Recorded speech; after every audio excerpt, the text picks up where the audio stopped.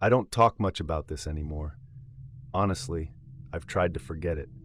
But every December, whenever I see a Christmas tree lit up in someone's window, the memory of what happened last year in Washington comes back in full, and it still makes my stomach turn. My name is Matt. My wife, my daughter, and I had flown back to my hometown in Washington State to spend Christmas with my parents. It had been years since I'd been home for the holidays. And one of the old traditions I always kept, even as a kid, was picking the family Christmas tree from Cooper's Christmas trees. It wasn't much, just an old family-run tree farm on the edge of town, surrounded by foggy hills, gravel roads, and miles of pines. But back then, it always felt magical. My best friend Ethan and I would race down the rows of trees and fight over which one was the perfect one. When I got into town that evening, I called Ethan. We figured we'd relive the tradition one more time for old time's sake. But when we pulled up to the farm the next morning, the entire place looked dead. The old wooden sign, Cooper's Christmas Trees, was faded, the paint peeling off. A big red notice was slapped across it. Closed. No trespassing. The gate was chained shut. Snow had piled around it, untouched. The whole place looked like no one had set foot there in years. Ethan laughed it off. "The trees are still there," he said. "Who's going to care if we just take one?" We agreed to come back at sunset, when no one would see us hopping the fence. Stupid idea, I know. But at the time, it felt harmless, like a harmless childhood throwback. By the time we pulled back up, the sky had turned a heavy grayish white. Snow flurries drifted down lazily, absorbing all the sound around us. The world felt muffled, quiet in a way I can't properly describe. We climbed the gate and dropped into the powdery snow on the other side. My boots sank deep with every step as we walked through the rows of trees, still perfectly shaped, still growing despite being abandoned. I'd forgotten how peaceful the farm used to feel. That peace lasted maybe 10 minutes. We were walking down one of the far rows when Ethan stopped abruptly. "Dude, what the hell is that?" I followed his gaze. Down at the end of the row stood a fully decorated Christmas tree. A big one, maybe 8 feet tall, covered in ornaments. Except, not normal ornaments. As we got closer, I realized they were made from colorful stones, polished river rocks tied with twine, dried flowers, bits of bone, carved pieces of driftwood. They were arranged beautifully, but nothing about them looked store-bought. And the lights weren't lights at all. They looked like glass bulbs filled with some kind of bioluminescent moss, glowing a faint blue-green, just bright enough to shimmer through the branches. It was breathtaking and deeply unsettling at the same time. The whole thing was beautiful in the most wrong possible way. "Who the hell would decorate a tree out here?" I muttered. "Someone still living out here, maybe?" Ethan whispered.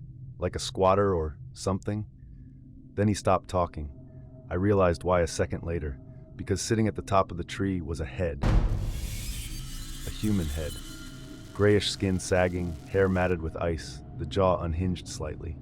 Wearing a filthy Santa hat soaked with what looked like blackened blood, I felt my body go numb. Ethan gagged behind me.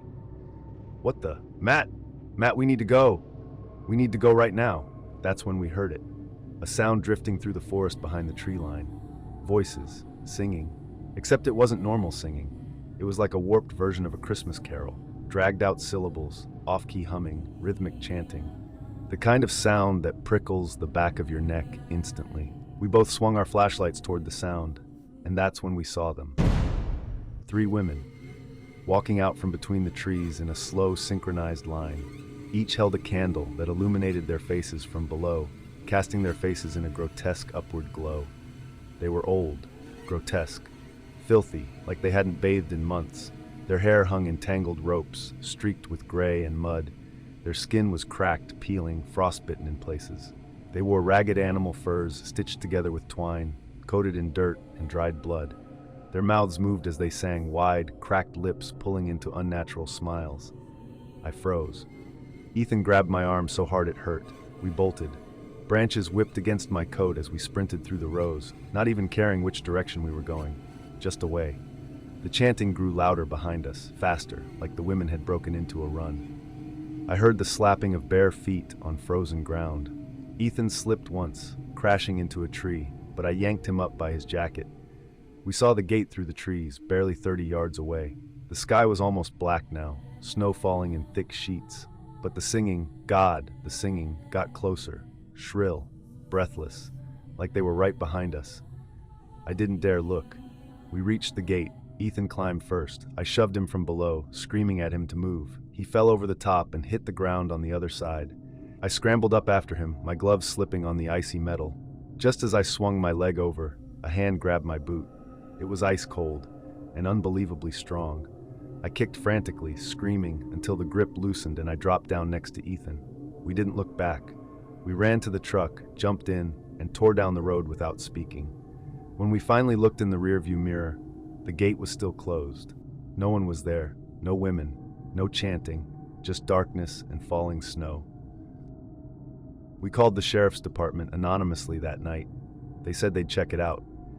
But the next morning, the sign at the farm was gone. The chain was gone.